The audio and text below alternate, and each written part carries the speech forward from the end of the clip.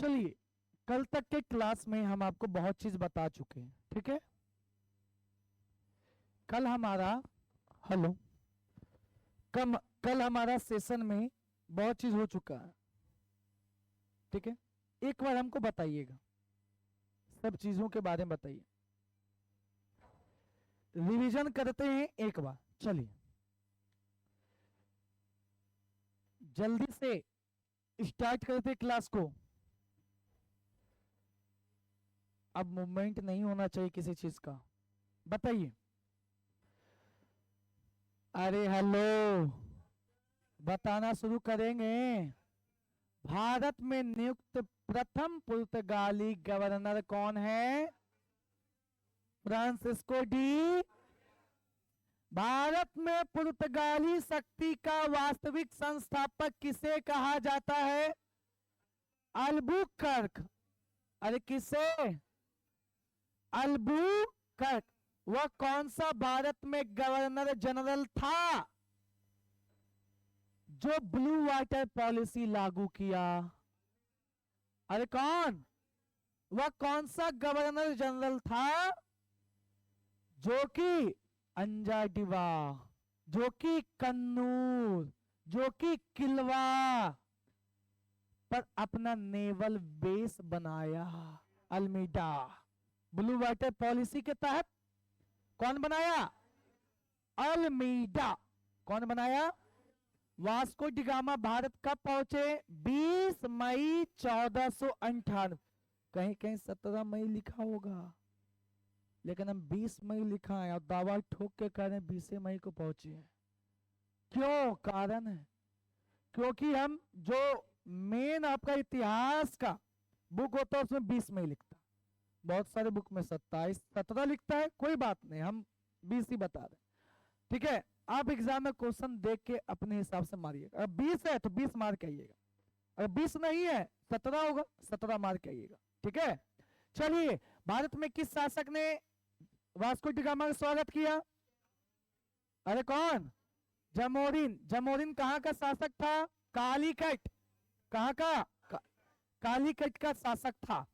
Vasco da Gama जो है ये कौन सा बंदरगाह पहुंचा? कप्तकडाबू। अरे कौन सा? वर्तमान नाम क्या है? कप्पर। कौन से तट पर है? मालाबार। कौन से राज्य में है? केरल। कौन सा राज्य? राज्य का नाम? वास्को डिगामा कितना बार भारत आया? 3 बार। पहला बार 1498, दूसरा बार 1502। आके कार्टेज आर्मीडा काफिला व्यवस्था शुरू कौन किया? Vasco da Gama. 1502। 1500। वास्को डिगामा अंतिम बार भारत कब आया? 1500। 1500। और याद रखना है वास्को डिगामा मर कब गया? 24 दिसंबर 1524। 24 दिसंबर। और मर गया तो कोचिन में दफना दिया गया, हाँ या ना? फिर निकलवा के इसको कहां भेजा गया? बेलेम। कहां पे दफनाया गया? बेलेम। बेलेम कहां है? बेलेम कहां है? किस किस राजा के शासन काल में वास्को डिगामा को भारत की खोज करने के लिए भारत भेजा गया था? मैनुअल प्रथम। और किनके? मैनुअल। किस राजा ने भारत को एस्ताडो द इंडिया कह के संबोधित किया? मैनुअल प्रथम। अरे कौन? एस्ताडो का मतलब होता है स्टेट। एस्ताडो का मतलब क्या होगा? वह कौन सा व्यक्ति था जो अफ्रीका का उत्तर मासा या अफ्रीका का दक्षिणी द्वीप, दक्षिणी तट या केप ऑफ गुड होप की खोज की? Bartolomeu Dias. बार्थो। वास्को डिगामा कितना जहाज से आया? 4। कितना जहाज? कितना जहाज? चारों जहाज है ना? कितना जहाज से आया? 4 जहाज से वास्को डिगामा कहां आया? अरे कहां? भारत आया। निकला कब था? 8 जुलाई 1497। कब निकला? 8 जुलाई 1400। केप ऑफ गुड होप कब पहुंचा? नवंबर 1497। मलिंदी में किससे मुलाकात हुआ? अब्दुल इब्न मजीदी। अरबी या गुजराती व्यापारी था? और वही ने इसको लेके आया, कहाँ लेके आया? भारत। कहाँ लाया? वह कौन सा व्यक्ति था जो भारत की खोज करने के लिए निकला लेकिन पहुंच गया अमेरिका? कब का बात है? 1492। कब का बात है? 1492, 1492, 1492। वह कौन सा व्यक्ति है जिन्होंने मलक्का हरमुज बंदरगाह पर अधिकार किया था? अल्बुकर्क। कौन? अल्बुकर्क। कौन किया? अल्बुकर्क। वह कौन सा भारत में पुर्तगाली गवर्नर था जो गोवा को छीन लिया था? अल्बुकर्क। कब का बात है? 1510 का बात है। और बीजापुर के शासक का नाम क्या है? यूसुफ आदिल शाह। क्या नाम है? और 1511 में अधिकार कहां पे कर लिया? तो 1511 में अधिकार मलक्का, और 1512 में अधिकार कहां पे? सॉरी, 1515 में अधिकार कहां? हारमुज। कहां? वह कौन सा भारत में पुर्तगाली गवर्नर था जो आदेश दिया कि भारतीय महिलाओं के साथ शादी करो? अल्बुकर्क। सती प्रथा पे रोक लगाने का प्रयास कौन किया? राजा राम मोहन राय का पूर्वगामी किस पुर्तगाली गवर्नर? अरे किसे? Albuquerque, Albuquerque, Albuquerque. क्लियर है यहां तक? सब दिमाग में इंस्टॉल है ना? अपडेट करते रहिएगा। कोई भी ऐप आता है ना, वो ऐप भी क्या होता है? अपडेट होता है हर एक आध 2 महीना। अपडेट नहीं कीजिएगा, ऐप चलना बंद हो जाएगा, अच्छा से नहीं चलेगा, इसलिए अपडेट कर लीजिएगा। ठीक है? हाँ, नया नया फैसिलिटी नहीं आएगा। ठीक है, चलिए अब देखिए, ये भाई साहब अल्बुकर्क हटाइए, 1515 में जा रहा था पुर्तगाल। रास्ते में इसका जहाजवा की हो गया? डूब गया। और रास्ते में रह गया कौन? अरे कौन रहा? अब एगो बात देखिए, आज एकदम खत्म हो जाएगा, एकदम गवर्नर जनरल खत्म और प्रभाव को पढ़ने वाले। ठीक है, देखिए, ई हो गया, ई भी हो गया, ई भी हो गया। ठीक, एगो चीज है, पूछिए क्या? क्या ये बीच में देखिए 1515, 1515, ठीक है, ये 1515 से लेकर 1524, एक तो ये घटना। फिर नीनो डी कुन्हा का अगर टाइम पीरियड हम देखा जाए, नीनो डी कुन्हा किसके बारे में? नीनो डी कुन्हा को अगर देखा जाए तो 1529, सुनिएगा, इसका शासनकाल भारत में गवर्नर जनरल जो बन के आया 1529 से ये 1538 तक रहने वाले कौन? Nuno da Cunha. इस बीच में एक साल वास्को डी गामा रहा था, 1524 जनवरी में आया, दिसंबर में इसको हमेशा के लिए धरती को त्यागना पड़ा। इस बीच में स्थिति भारत का क्या रहा? यानी कि ये पूरा 1515 से लेकर हम 1529 का बात कर रहे हैं, क्या हुआ? ये घटना को अगर समझ गए और समझे हुए भी हैं, इस बीच में यही हुआ कि उत्तर भारत में मुगल वंश आ गया था। कौन सा वंश? अब देखिए मामला यहां क्या होता है, बात करेंगे। और एक बात याद रखिएगा, ये जो है ना बहुत होशियार आदमी था, अल्बुकर्क। अल्बुकर्क जो बात करें कमजोर था, आदिल शाह उसको हरा के छीन लिया।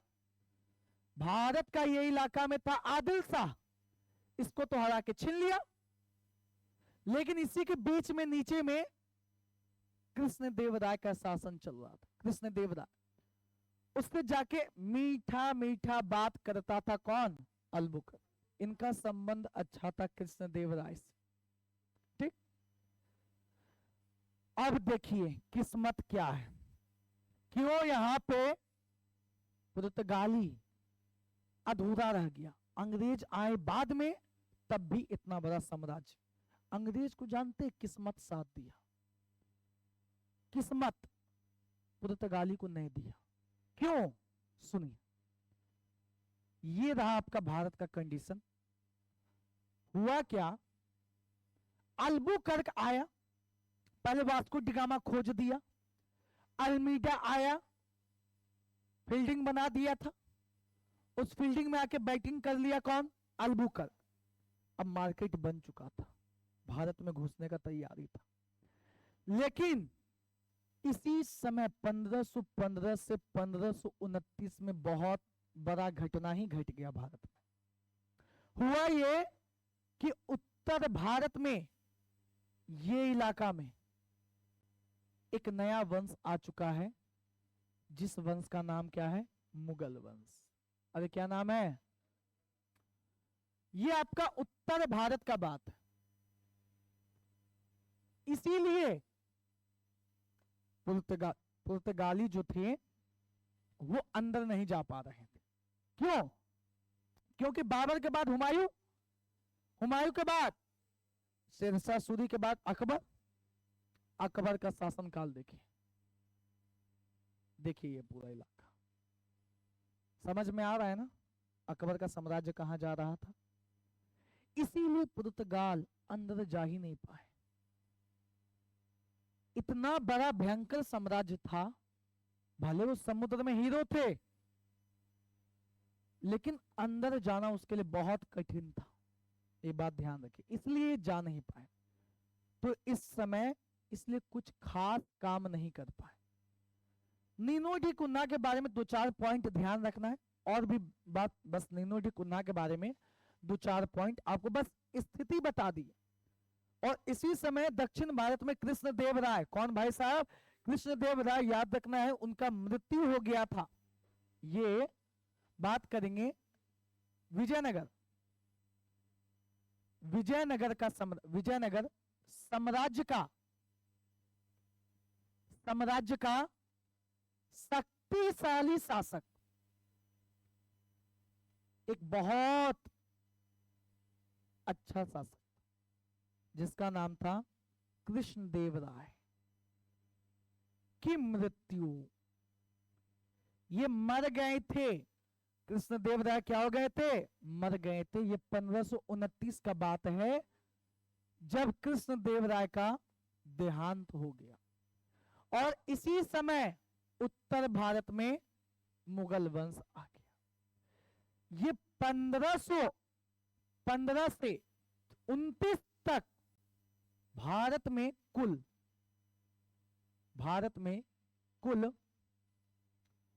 6 पुर्तगाली गवर्नर जनरल आए। कुल कितने आए? 6 आए। लेकिन इनका क्यों योगदान कुछ नहीं था? क्यों नहीं था? क्योंकि उस समय भारत का कंडीशन कुछ था ही, अलग था, अलग लेवल में चल रहा था। उत्तर भारत में राजनीतिक स्थिति कुछ अलग चल रही थी, इसलिए भारत पे कोई इंपैक्ट दिखता ही नहीं, थोड़ा मोड़ा बस इधर के साइड में था। और 1529 में कृष्णदेव राय मर गया था। दक्षिण भारत में अव्यवस्था फैला हुआ था। सुनते जाइएगा बस, ठीक। यहाँ पे फिर बहुत सारा युद्ध हुआ, तालीकोटा का युद्ध, ठीक है। ये सारा चीज आपको मध्यकालीन इतिहास में देखा हुआ। अब सुनिए मामला क्या होता है। 29 के बाद आता है भारत में कौन? Nuno da Cunha. कौन आया? 29 के बाद आया है नीनो डी कुन्हा। 29 में ही आ गया नीनो डी कुन्हा। इनका शासनकाल 1529 से 1538 तक रहने वाला है, ठीक है। अब देखिए, नीनो डी कुन्हा भी कुछ खास नहीं कर पाएंगे, कुछ इलाका पे ये कब्जा करके रह जाएंगे बस, लेकिन कुछ खास नहीं कर पाएंगे, ठीक है।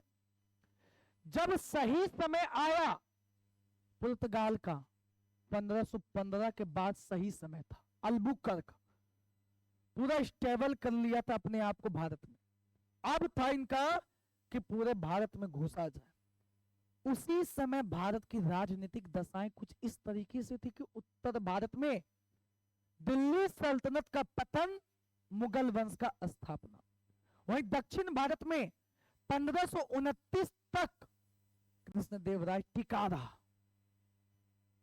तो कोई हिला नहीं पा रहा था।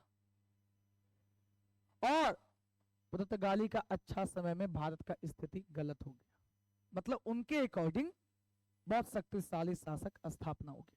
बाबर बहुत नाम हो गया था, बाबर के बाद हुमायूं भी का भी नाम था, उसका शेरशाह सूरी का डर, फिर अकबर। पुर्तगाल लोग सोच के भी अंदर नहीं जा रहे थे। अब सुनिए, अब सुनिए हुआ मामला। इसलिए थोड़ा मोड़ा इलाका को दक्षिणी भारत में वो लोग कैप्चर किए पुर्तगाली, ठीक है। अब सुनना आगे। अंग्रेज जब आए भारत 1608 में, कब आए? अरे कब आए? उस समय अकबर मर गया था। उस समय अकबर क्या हुआ था? एक बहुत बड़ा शक्तिशाली शासक चला गया था। 1608 जहांगीर था, ठीक।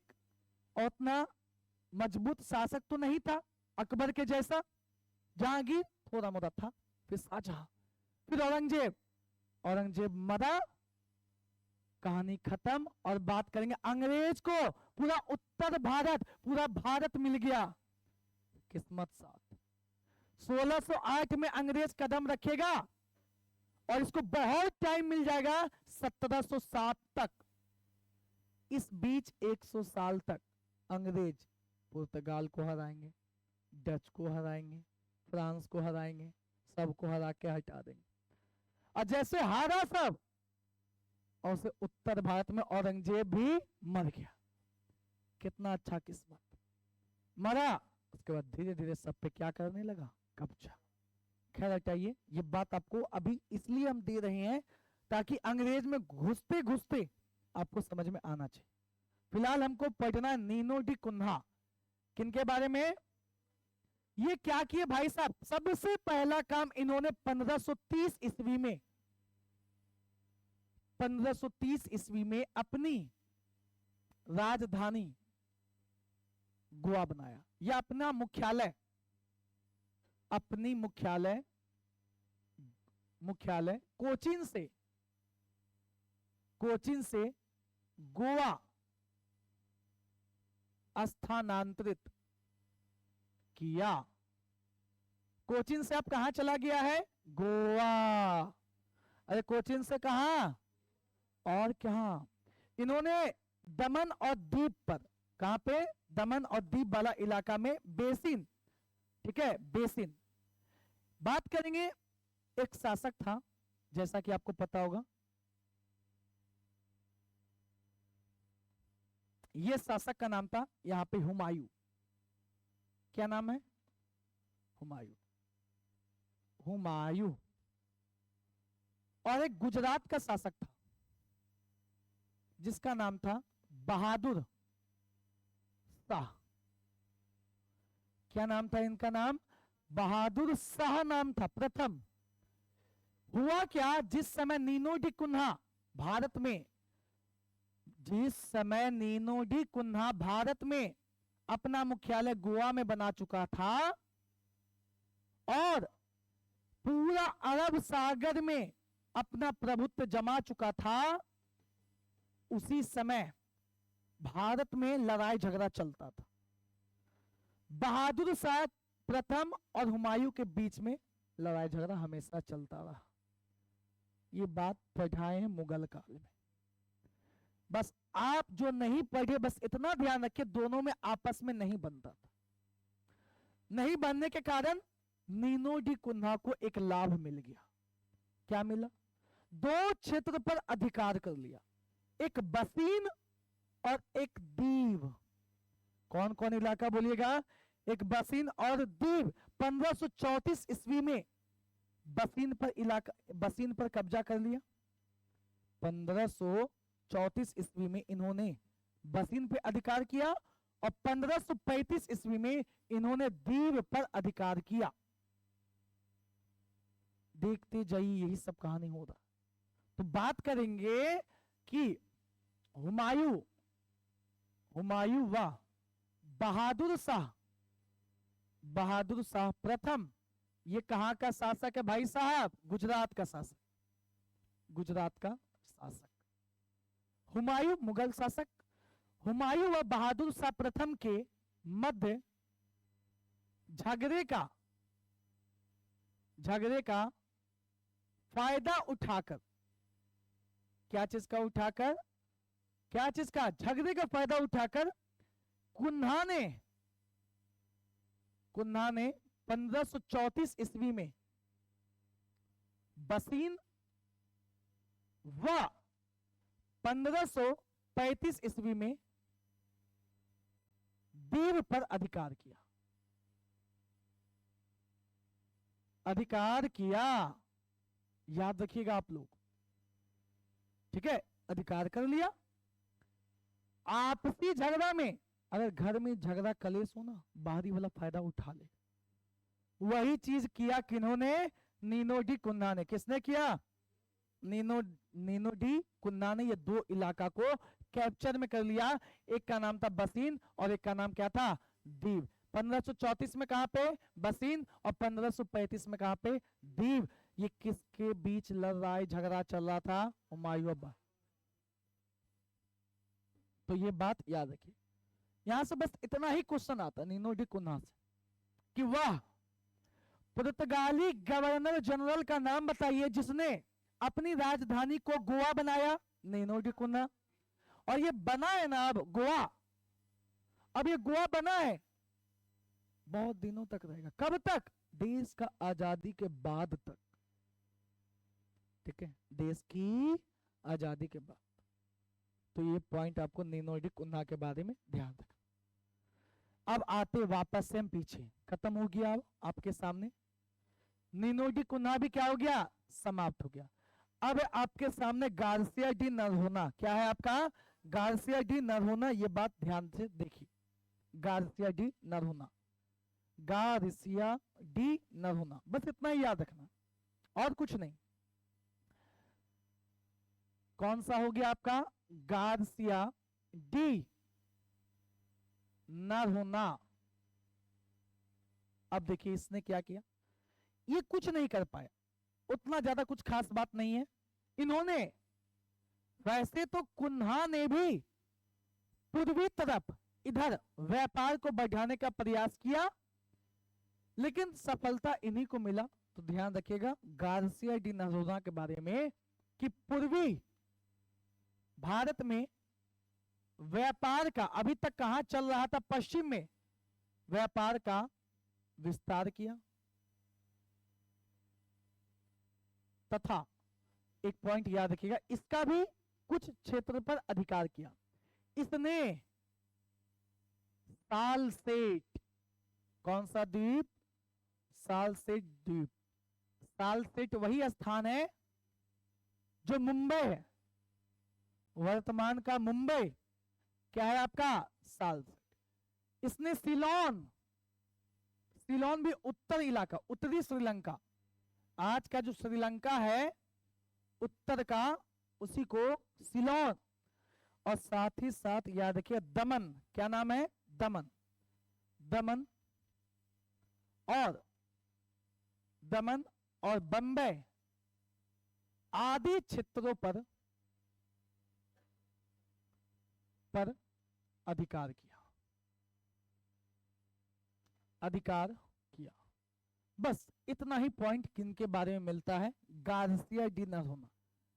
आपके लिए पुर्तगाल में 3 ही व्यक्ति ज्यादा प्रश्न बनाएंगे, Vasco da gamma, Almeida, Albuquerque.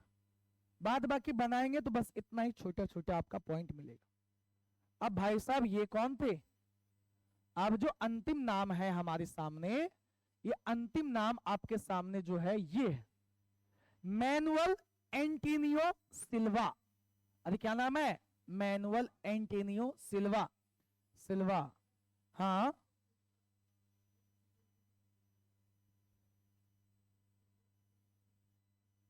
द्वीप को जीत लिया था, बार बार आ जा रहा था, इसलिए फाइनली तरीका से द्वीप को जीता नहीं था उसमें। ये जो बोल रहे हैं ये इस समय नहीं, द्वीप को जीता, द्वीप का युद्ध हुआ, द्वीप में युद्ध किया जीत लिया, द्वीप पर अधिकार नहीं किया, फिर अपना व्यापार करने लगा, अपना हिंद महासागर। ठीक है, चलिए आते वापस से। तो हमारा जो अंतिम है, अंतिम का नाम क्या हो जाएगा? सिल्वा। क्या नाम है? सिल्वा, एंटोनियो सिल्वा। पूरा नाम क्या बताएं आपको? एंटोनियो सिल्वा, आपका मैनुअल एंटोनियो सिल्वा। मैनुअल एंटोनियो सिल्वा। अब ध्यान से सुनिए, मैनुअल एंटोनियो सिल्वा का शासनकाल 58 से 1961। भारत में नियुक्त, भारत में अंतिम पुर्तगाली गवर्नर जनरल, भारत में नियुक्त अंतिम पुर्तगाली गवर्नर जनरल कौन था? मैनुअल एंटोनियो सिल्वा। देखिए, हमारा देश 1947 में आजाद हो गया, ये बात सबको पता है। 47 में आजाद हम लोग किससे हुए थे? अंग्रेज से। हमारे कुछ भारतीय क्षेत्रों पर आजादी के बाद तक पुर्तगाली का कब्जा रहा था। ये पुर्तगाली का कब्जा ना 1961 तक रहा। 1961। जैसे कौन कौन सा इलाका था सर? एक था गोवा। कौन सा इलाका? एक था दमन, एक था दीव। एक दमन और एक कौन सा? दीव। ये तीन इलाका 1947 के बाद भी पुर्तगाली अपने पास रखे थे और यहां पे अधिकार करके अपना व्यापार को चला रहे थे, चुपचाप, ऐसे एकदम चुपचाप। 1961 में उस समय के हमारे भारत के प्रधानमंत्री कौन थे? अरे कौन रहे होंगे? जवाहरलाल नेहरू। पक्का? कितने बार बने जवाहरलाल नेहरू? कितने बार? आप लोग आप कुछ जानते उनते हैं? जवाहरलाल नेहरू थे और डॉक्टर राजेंद्र प्रसाद थे राष्ट्रपति। फिर बोला गया कि अंग्रेज चले गए, दमन दीप गोवा पर अभी भी पुर्तगाली लोग शासन चला रहे हैं। क्या बात है, इसको भगाओ यहां से। गए वहां पे हमारा सैनिक लोग, पुलिस लोग गए, आप लोग यहां से जो गवर्नर जनरल का पद्धति चलता आ रहा है उसको खत्म कीजिए और यहां से चले जाइए, यह कहानी खत्म हो गया। बोला हम नहीं जाएंगे, हम नहीं जाएंगे। बोला चले जाइए अच्छे से। सरकार ने चेतावनी दिया इनको नहीं गए। हाँ, गृह मंत्रालय से गया ऑर्डर, वहीं से जाएगा ही ऑर्डर। फिर मामला वही हुआ कि यहाँ पे ऑपरेशन चलाया गया। क्या चलाया गया? ऑपरेशन। यहाँ पे बलपूर्वक ऑपरेशन चलाया गया, ऑपरेशन विजय। कौन सा ऑपरेशन? यहाँ पे ऑपरेशन चलाया गया, ऑपरेशन विजय। और इस ऑपरेशन विजय के तहत, याद रखिएगा, इस ऑपरेशन विजय के तहत गोवा, दमन और दीप तीनों को छोड़कर भागना पड़ा। किसको? तो याद रखिएगा, ऑपरेशन विजय के तहत पुर्तगाल से गोवा, दमन व दीव को, विजय के तहत दीव को भारतीय क्षेत्र में मिलाया गया। ठीक है, वो भी ऑपरेशन विजय ही है, ये अलग है। ठीक है, और ये बात है 19 दिसंबर का, देख लीजिएगा एक बार डेट, 19 दिसंबर 1961 का, 19 दिसंबर 1961 का डेट है, ये बात ध्यान रखें। इस तरीके से आपको पूछा जाता है एग्जाम में। जिस समय गोवा पर ऑपरेशन विजय चलाया गया, उस समय एग्जाम में आया हुआ क्वेश्चन, उस समय पुर्तगाल का भारत में गवर्नर जनरल कौन था? सिल्वा। ठीक है, मैनुअल एंटोनियो सिल्वा। लोग कंफ्यूज खा जाएंगे, लोग जो है ना कंफ्यूज खा जाएंगे। कैसे? सोचिएगा कि आजाद हो गया तब भी चल रहा है ये प्रथा। देश तो आजाद हो गया 1947 में, तब भी ऐसा प्रथा कैसे चल रहा है? आपको लगेगा कि नहीं ये चीज गलत, लेकिन ये चीज हुआ है। मैनुअल एंटोनियो सिल्वा भारत में नियुक्त अंतिम पुर्तगाली गवर्नर जनरल थे या वायसराय थे, कुछ भी आप कह सकते। और इन्हीं के शासनकाल में कौन सा विजय चला है, सॉरी कौन सा ऑपरेशन? ऑपरेशन विजय। ऑपरेशन विजय के तहत पुर्तगाल की 3 बस्तियों को हम लोग अपने भारत के क्षेत्र में मिला लो। आपके मन में सवाल आ रहा होगा, सर अंग्रेज छोड़ दिए थे 3 क्षेत्र, क्या पुर्तगाली को कैसे जाने दिए थे? इसका क्या कारण है? वो शादी ब्याह हुआ था, एक शादी विवाह हुआ और उस शादी विवाह में दोनों का संबंध अच्छा हो गया था। क्या हुआ? नहीं हुआ अंग्रेज। चलिए अब आपके सामने ये खत्म, ये आपके सामने खत्म हो गया है। आपके सामने Francisco de Almeida, Albuquerque, Vasco da Gama, Nuno da Cunha, Garcia de Noronha और मैनुअल एंटोनियो सिल्वा, ये खत्म हो चुका है। सिल्वे बोल रहे हैं आप पूछे अभी। हाँ अब देखिए सिल्वा सिल्वा। देखिए अब चलते हम, देखिए क्या क्या आपका टॉपिक हेडिंग था हमारा। आ गए आप, हेडिंग यहाँ पे दिलवा दिए थे। देखिए ये हो गया है कारण, हाँ या ना? सामान्य परिचय वास्को डी गामा भी हो गया है, ये भी हो गया है। देखिए तो अरे गवर्नर जनरल हुआ, क्या ये भी हो चुका है? कार्टेज आर्मेडा प्रणाली और नीले जल की नीति हुआ। विस्तार किस प्रकार किया, हो गया है। व्यापार किस किस तरीके से किया, हो गया है ना। कहां कहां क्या क्या किया, नेवल बेस बनाया, मसाला काला मिर्च काली मिर्च 80% लाभ पुर्तगाल को। अरे सुनिए तो, भारत में वो 80% लाभ किस व्यापार से कमाया? काली मिर्च। ये कह रहे 60 गुना लाभ मिला, अलग मैटर। 80% व्यापार पुर्तगाली लोग भारत में काली मिर्च। और क्या क्या करते थे? कपड़ा। क्या चीज? कपड़ा। कपड़ा भी कर रहे थे। ठीक है, तो ये बात ध्यान रखना। अब देखिए एक है विस्तार की नीति, अब देखिए एक है पुर्तगाली के पतन के कारण, एक है पुर्तगाली शासन के भारत पे प्रभाव। इसको हम देखते हैं। ठीक है, इसको हम देख रहे हैं। ठीक है, पुर्तगाली शासन से के भारत पर प्रभाव, ये हेडिंग हमारा है। चल उसके बाद खत्म हो जाएगा हमारा सेगमेंट। पुर्तगाली शासन से भारत पर प्रभाव। पुर्तगाली शासन से क्या चीज पे प्रभाव? भारत पे। अब देखिए हम बात करें ना, ध्यान से सुनिएगा, बात मत कीजिए। पुर्तगाली शासन से भारत पे क्या क्या इंपैक्ट हुआ, क्या क्या प्रभाव हुआ, अब ध्यान से सुनना है। बात किया जाएगा पुर्तगाली ने भारत में आने के बाद यहां पे बहुत सारा इंपैक्ट डाला। भारत में आने के बाद आर्थिक तरीके से, सामाजिक तरीके से हमको कुछ उन्होंने सिखाया भी है। ऐसा बात नहीं करेंगे कि सिखाए ही नहीं, सिखाए। तो पुर्तगालियों ने भारत में आर्थिक, सामाजिक और तकनीकी, कृषि और स्थापत्य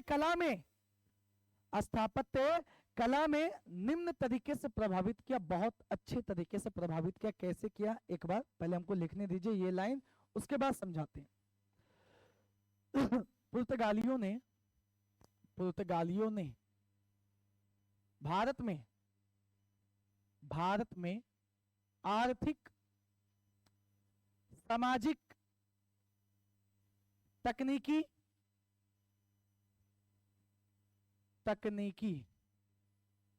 कृषि, स्थापत्य कला स्थापत्य कथा नहीं, स्थापत्य कला आदि तरीकों से, आदि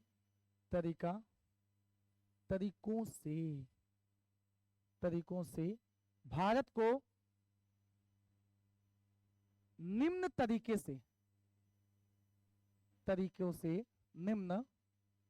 तरीकों से प्रभावित किया।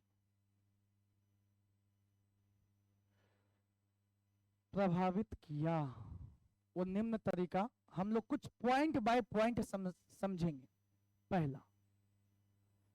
पहला अगर बात करेंगे तो टेक्नोलॉजी में क्या योगदान था, यानी कि तकनीकी योगदान।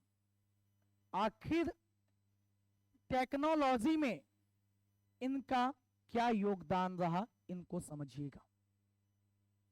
तो ध्यान रखिएगा, टेक्नोलॉजी में बात किया जाएगा तकनीकी योगदान में, तो सबसे पहला पॉइंट इन्होंने भारत में यांत्रिक घड़ी का, जो आज भारत में यांत्रिक घड़ी, 1 मिनट, हम अगर इमेज आ जाए आपको दिखा देंगे, पहले हम लिख देते उसके बाद दिखा देंगे, ठीक है। यांत्रिक घड़ी, कौन सा घड़ी, यांत्रिक घड़ी को भारत में एकदम आविष्कार किया, मतलब लाए थे, उन्होंने ही लाया। मैकेनिकल वॉच, ठीक है, बहुत बार पूछा जाता है।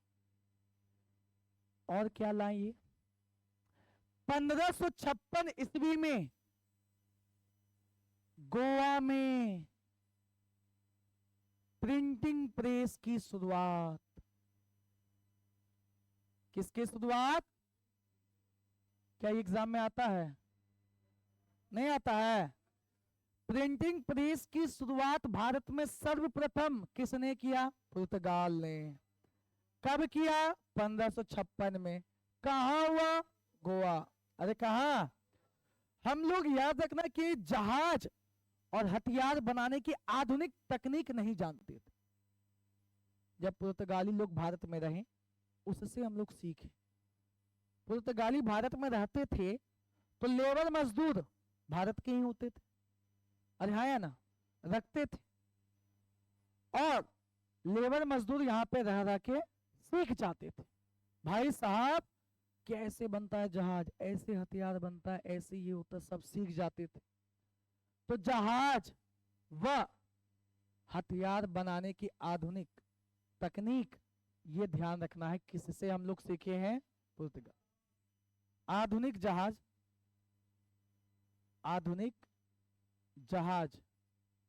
व हथियार, आधुनिक जहाज व हथियार बनाने की तकनीक हम लोग किससे सीखे हैं, पुर्तगाल। पुर्तगाली शासन से भारत पे क्या क्या इंपैक्ट पड़ा, पुर्तगाल लोग आए यहाँ पे, हम लोग को क्या क्या सिखाएं या क्या क्या योगदान दिए, ये सब योगदान रहा। यांत्रिक घड़ी यहाँ पे लाए, प्रिंटिंग प्रेस की शुरुआत की है गोवा में 1556 में। इन्होंने आधुनिक जहाज कैसे बनता है, हथियार कैसे बनते हैं, इसकी शुरुआत की। कौन, पुर्तगाल। तो तकनीकी योगदान इनका ये था। और क्या योगदान था, ध्यान से सुनिएगा। बात करेंगे आगे, कृषि में क्या योगदान था इनका, क्या चीज में, कृषि में योगदान। कृषि में अगर योगदान अगर बात किया जाए तो काफी चीजें इन्हीं के कारण, पुर्तगाल के कारण ही भारत आए हैं। बात करेंगे नवीन फसल और नवीन फल, जैसे नवीन फसलें में क्या क्या आएंगे, और नवीन फले, ये सब कहां से आए। फसलें में जैसे कि तंबाकू जो है, ये किसकी देन है, पुर्तगाल की। तंबाकू के बाद अगर बात करेंगे आलू, मूंगफली, टमाटर, क्या बोलिएगा, आलू, मूंगफली,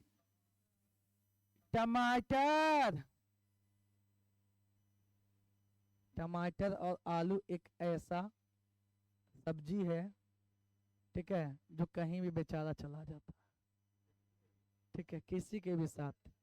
तंबाकू, आलू, मूंगफली, टमाटर, शकरकंद, मक्का, रबर, शकरकंद।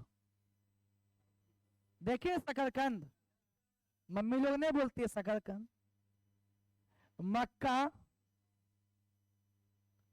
रबर, शकरकंद कौन से सीजन में आता है? अरे यही अब तो आने वाला है, सरस्वती, अरे सरस्वती पूजा में खूब ज्यादा आता है। अरे आ गया, ठीक है, फिर बात करेंगे, याद रखिए। अरे ठीक है, भिंडी, भिंडी, ठीक है, इंग्लिश सिखाइएगा हमको। हम बोल रहे भिंडी तो बोलता लेडीज फिंगर। भिंडी, भिंडी जो है ये किसका दिन है? पुर्तगाल।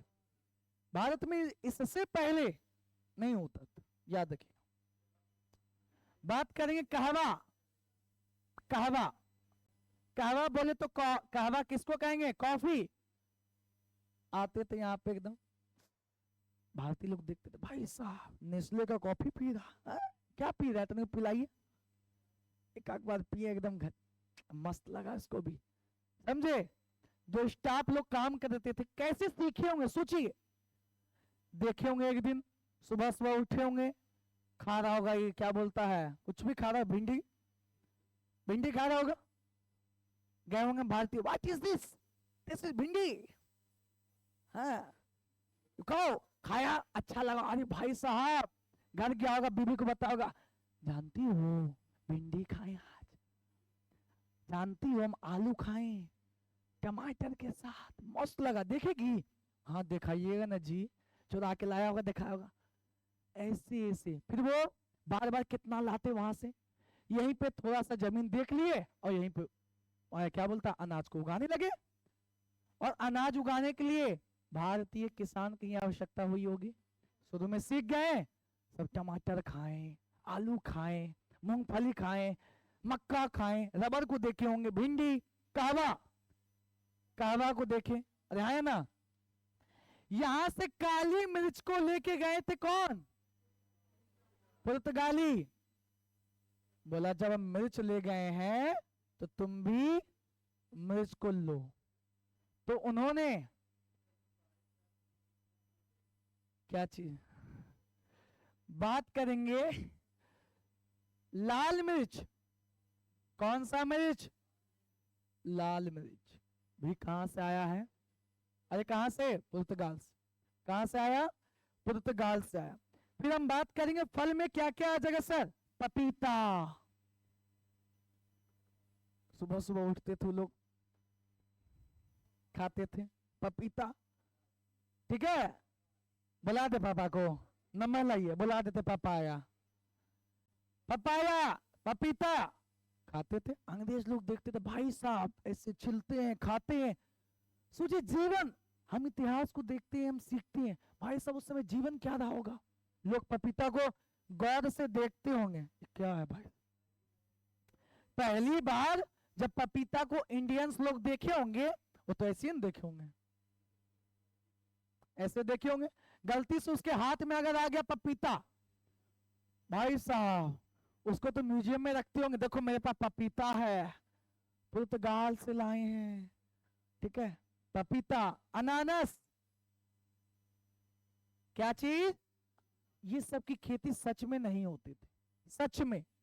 अगर ये सब का खेती अगर भारत में उस समय हुआ होता तो व्यापार में ये सब योगदान निभाता, नहीं होता, याद रखिएगा। बात करेंगे अनानास, पपीता हो गया। फिर बात करेंगे अमरूद, क्या बोलिएगा? अमरूद। फल में एक आता, फल का नाम है चीकू, विराट कोहली नहीं है, एक फल का नाम क्या है? चीकू। देखे हैं, खाए भी है, खाए हैं। अल्फांसो आम, कौन सा आम?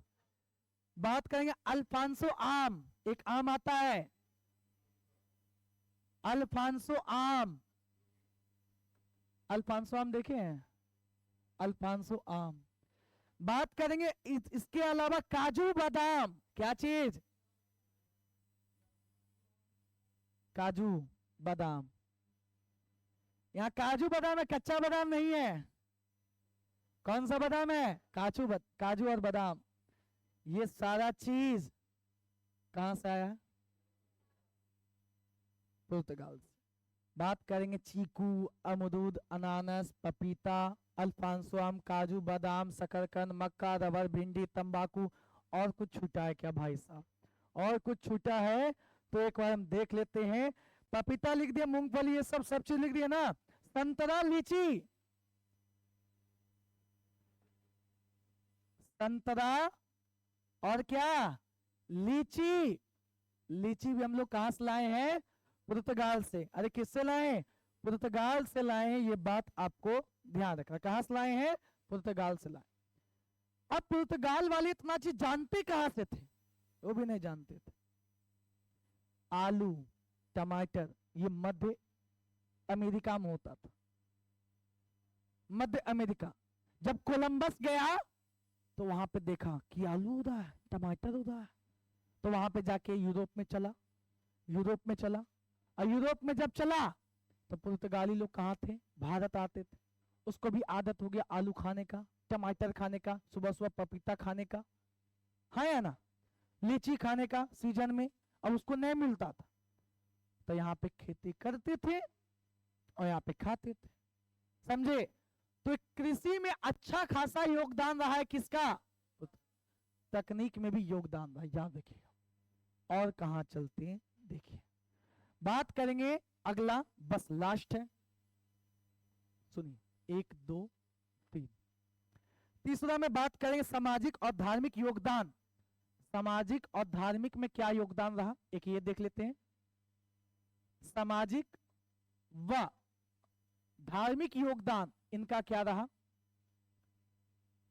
और फिर अंतिम स्थापत्य कला में योगदान। बात मत कीजिए, स्थापत्य कला में योगदान।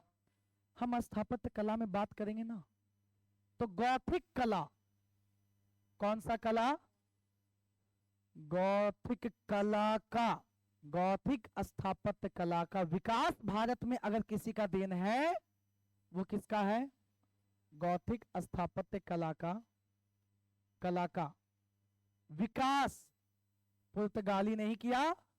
और केरल में, कहां पे, केरल में एक चर्च बनाया।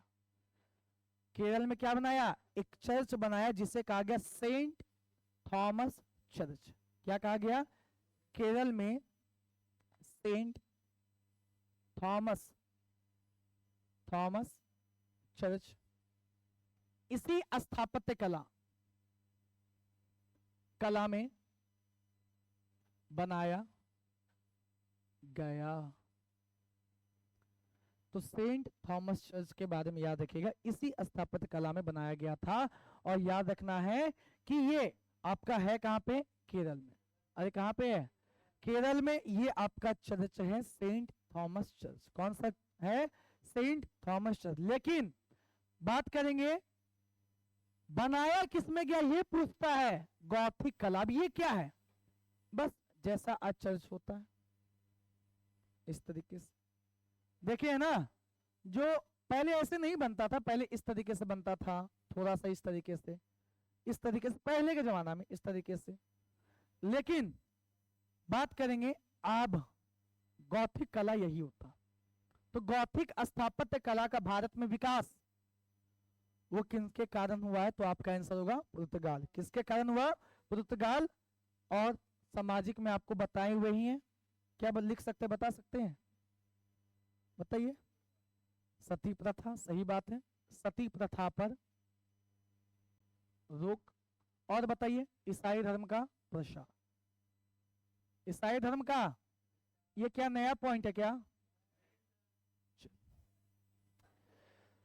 नोट में एक पॉइंट याद रखिएगा कि फर्स्ट पादरी कौन थे, पुर्तगाल द्वारा भारत में नियुक्त फर्स्ट पादरी कौन थे, फ्रांसिस्को जेवियर।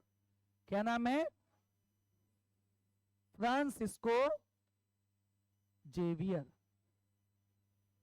ठीक है। फादर, इसीलिए बहुत सारे स्कूल का नाम है Saint Xavier, Saint Thomas school.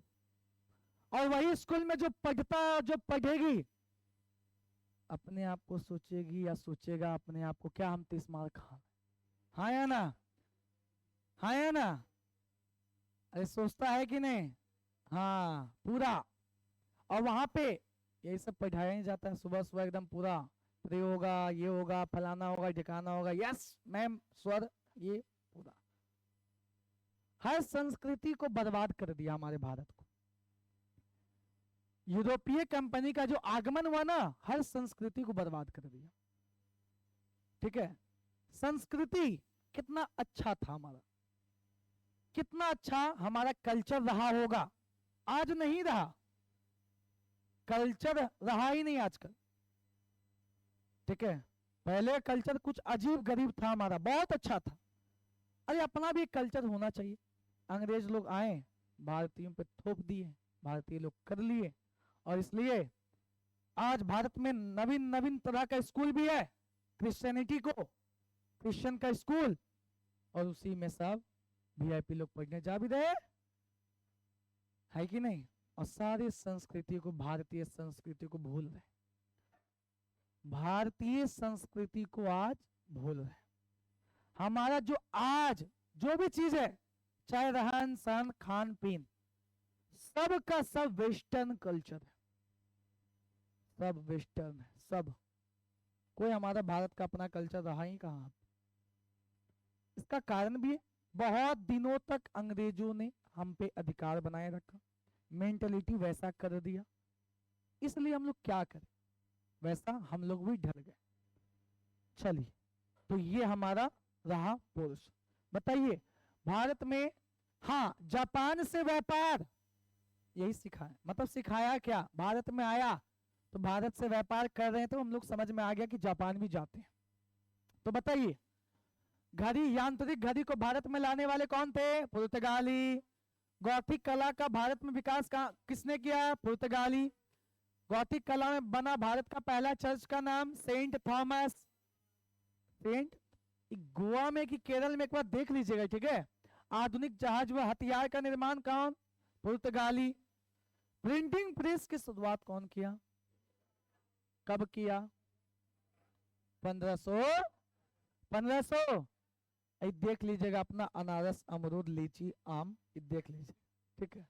आलू, टमाटर, ये इसलिए पढ़ाया जाता है ना कि पढ़ लीजिए, और नहीं पढ़िएगा तो यही सबसे आपको मुकाबला करना पड़ेगा। पढ़ लीजिए, नौकरी ले लीजिए, और नहीं तो लड़का भिंडी लाते लाते परेशान, और लड़की भिंडी बनाते बनाते परेशान। इसलिए एग्जाम में पूछता है कि भिंडी भारत में कौन लाया, और एग्जाम में ऐसे सही करके आ जाइएगा ना तो छुटकारा हो जाएगा। हम बता रहे हैं, नहीं तो बोलेगा आलू लाते परेशान रहेंगे और इधर बनाते परेशान। पढ़ लीजिए, बेहतर होगा। ये आलू, कहवा, टमाटर, मूंगफली, जहाज, printing press, Almeida, Albuquerque, Noronha, Vasco da Gama, Manuel प्रथम, जितना कुछ है सब पढ़ लीजिए। आपको आगे का जीवन दिक्कत में ना गुजरेगा, ठीक है ना। चलिए मिलते हैं कल के क्लास में फिर से इतिहास। और कल सुनिए, कल हमारा सेगमेंट जो है पुर्तगाल खत्म हो चुका है, खत्म हो चुका है, लेकिन कल पतन का कारण देख लेंगे, थोड़ा सा है 5 मिनट का, और कुछ अगर होगा तो देखेंगे, नहीं होगा तो नहीं। और फिर कल क्या देखेंगे? कल क्या देखेंगे? कल देखेंगे एमसीक्यू, और कल आप लोग ही बनाइएगा। मिलते कल के क्लास में, tata bye bye, take care. Note